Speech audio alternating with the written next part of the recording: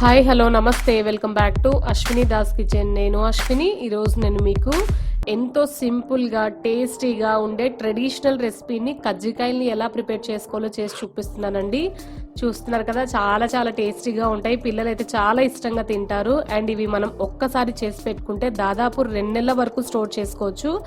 మనం నెల పైనే తినొచ్చు అనమాట. అంతవరకు ఉంచర్లేండి పిల్లలైతే, ఎప్పుడు కావాలంటే అప్పుడు తినేస్తూ ఉంటారు.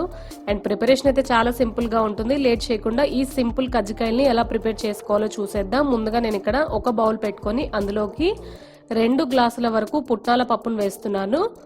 సో చూసారు కదా, ఇలా 2 గ్లాసుల వరకు పుట్నాల పప్పును వేసుకున్న తర్వాత ఇందులోకి నేను 1.5 గ్లాస్ కంటే కొద్దిగా ఎక్కువగా పంచదారను వేస్తున్నాను. మీరు ఇంకొద్దిగా షుగర్ ఎక్కువ తీసుకుంటాము అంటే మీరు ఇంకొద్దిగా షుగర్ని కూడా ఎక్కువ వేసుకోవచ్చు. బట్ 2 గ్లాసుల పుట్నాల పప్పుకి 1.5 గ్లాస్ కంటే కొద్దిగా ఎక్కువగా పంచదార అయితే కరెక్ట్గా సరిపోతుంది. ఇలా వేసుకొని ఒకసారి బాగా కలుపుకున్న తర్వాత ఇప్పుడు ఒక మిక్సీ జార్ పెట్టుకొని మనం వీటిని కొద్దిగా ఈ మిక్సీలోకి వేసుకొని మెత్తగా పౌడర్ చేసుకోవాలి. పలుకు అనేది ఎక్కడ తగలకూడదు. జస్ట్ ఒక 2 నిమిషాల పాటు గ్రైండ్ చేస్తే సరిపోతుంది. సో చూసారు కదా, మనకు పప్పులు చక్కెర గ్రైండ్ అయిపోయింది. ఈ కజ్జికాయల్ని మనము పప్పులు చక్కెరతో, పప్పులు బెల్లంతో, కొబ్బరితో ఇలా ఏ రకంగా అయినా చేసుకోవచ్చు. నేనైతే సింపుల్ పద్ధతిలో అండ్ మా ఇంట్లో ఎక్కువగా తినే ఈ కజ్జికాయల్ని చేసి చూపిస్తున్నాను అనమాట. సో ఇలానే నేను మొత్తం అంతటిని కూడా గ్రైండ్ చేసి ఒక బౌల్లోకి వేసేసుకుంటున్నాను. నేను ఇక్కడ 1/2 కేజీ పప్పులు తీసుకున్నానండి. సో మీరు 1/2 కేజీ అంటే కరెక్ట్గా తెలియదు కాబట్టి నేను గ్లాస్తో కొలత వేసి చూపిస్తున్నాను. ఇలా మొత్తం గ్రైండ్ చేసుకున్న తర్వాత లాస్ట్ కొద్దిగా ఇలా వేసుకున్న తర్వాత ఫ్లేవర్ కోసం ఒక 5-6 యాలకుల్ని వేసుకొని మనము మళ్ళీ మెత్తగా గ్రైండ్ చేసుకోవాలి. లాస్ట్లో కొద్దిగా షుగర్ క్వాంటిటీ ఎక్కువగా వేసుకునేలాగా గ్రైండ్ చేసుకునేలాగా చూసుకోండి. సో ఇలా మనం యాలకులు వేసాం కాబట్టి అది షుగర్ ఉంటే బాగా గ్రైండ్ అవుతుంది అనమాట. ఇలా మొత్తం అంతా గ్రైండ్ చేసి బౌల్లోకి వేసుకున్న తర్వాత ఇందులోకి నేను ఒక 1/2 కప్పు వరకు తురిమిన కొబ్బరిని వేస్తున్నాను. ఇది ఎండు కొబ్బరిని తురుముకొని వేస్తున్నానండి. సో మీరు కావాలంటే మిక్సీ చేసి కూడా వేసుకోవచ్చు, బట్ ఇలా వేసుకుంటేనే బాగుంటుంది. ఇలా వేసుకొని ఇలా కలిపి పక్కన ఉంచుకోవాలి. చూస్తున్నారు కదా, ఇది తినడానికి కూడా చాలా చాలా బాగుంటుందండి. పిల్లలైతే చాలా ఇష్టంగా తింటారు కూడా. ఇప్పుడు స్టఫింగ్ అనేది రెడీ చేసి పక్కన ఉంచుకుందాం కదా.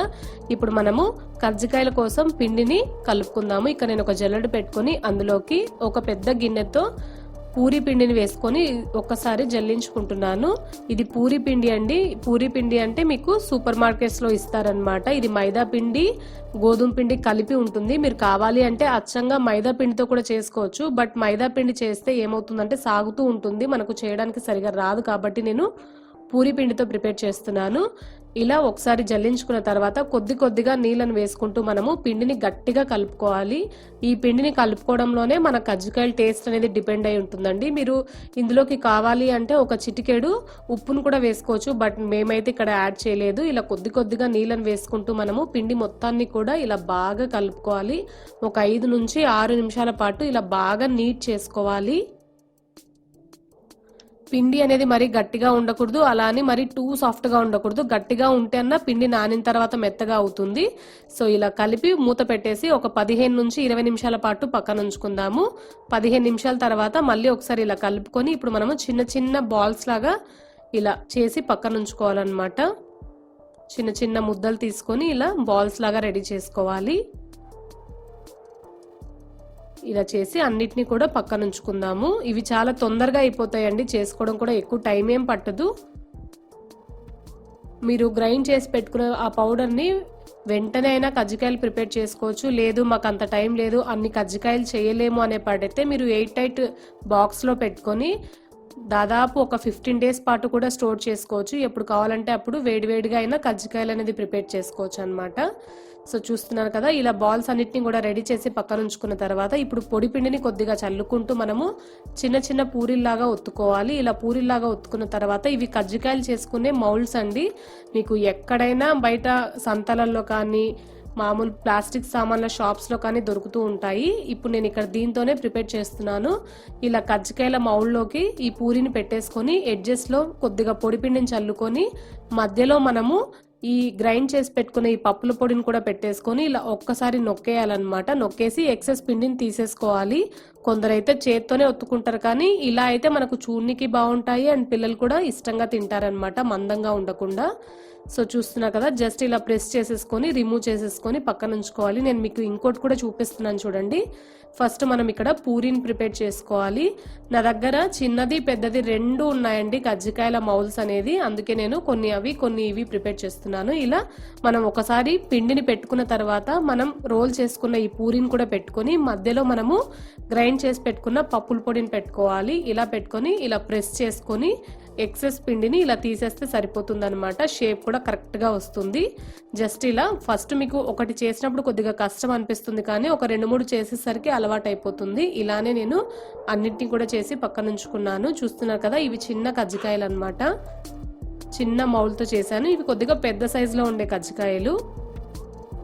ఇలా అన్నిటినీ కూడా ప్రిపేర్ చేసి పక్కన ఉంచుకోవాలి. ఈ లోపుగా మీరు డీప్ ఫ్రైకి సరిపడా ఆయిల్ పెట్టుకోవాలి. ఆయిల్ అనేది బాగా హీట్ అయిన తర్వాత మనం వీటిని ఒక్కొక్కటిగా వేసుకోవాలన్నమాట. ఎక్కువ సేపే పట్టదండి డీప్ ఫ్రై చేయడం కూడా, జస్ట్ ఒక 3 నిమిషాల్లోనే మనకు ఒక వాయి అనేది రెడీ అయిపోతుంది.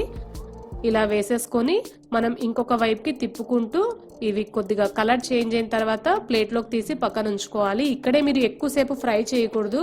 మీకు ఇక్కడ కలర్ తెలియట్లేదు అనుకుంటారు, కానీ మళ్ళీ ప్లేట్లోకి తీసిన తర్వాత కలర్ అనేది చేంజ్ అవుతుంది.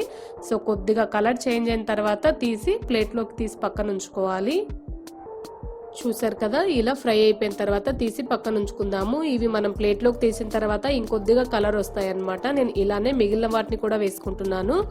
ఇలా వేసుకొని 1 నిమిషం తర్వాత ఇంకొక వైపుకి టర్న్ చేసుకోవాలి.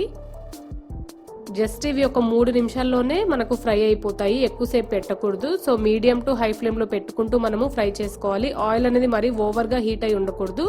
సో మీరు మంటని అడ్జస్ట్ చేసుకుంటూ ఫ్రై చేసుకోవాలి. ఇలా కొద్దిగా కలర్ చేంజ్ అయిన తర్వాత తీసి పక్కన ఉంచుకుందాము.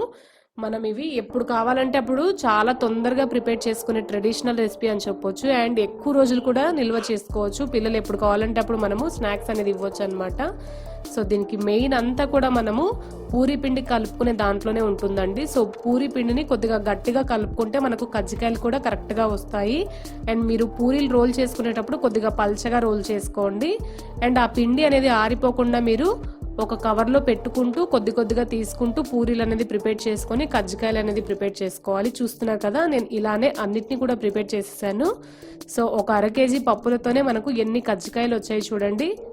అండ్ టేస్ట్ కూడా చాలా బాగుంటాయి. ప్రిపరేషన్ కూడా చూసారు కదా, చాలా సింపుల్ గా ఉంది. అండ్ పిల్లలు అయితే చాలా ఇష్టంగా తింటారు. మీకు ఈ వీడియో నచ్చినట్లయితే ప్లీజ్ లైక్ చేయండి. మీరు మన ఛానల్ని ఫస్ట్ టైం కనుక చూస్తున్నట్లయితే కింద రెడ్ కలర్ లో సబ్స్క్రైబ్ బటన్ ఉంటుంది, దాన్ని ట్యాప్ చేస్తే 3 ఆప్షన్స్ వస్తాయి. పైన ఆల్ అనే బటన్ క్లిక్ చేసినట్టయితే నేను పెట్టే ప్రతి వీడియో నోటిఫికేషన్ మీ వరకు వస్తుంది. సో మీకు ఈ వీడియో నచ్చిందని నేను అనుకుంటున్నాను. మీకు ఈ వీడియో నచ్చినట్లయితే లైక్ చేయండి, షేర్ చేయండి, సబ్స్క్రైబ్ చేయడం మాత్రం అస్సలు మర్చిపోకండి. మరో మంచి రెసిపీతో మీ ముందుకు వచ్చేస్తాను. అంతవరకు keep watching Ashwini Das kitchen. Thank you.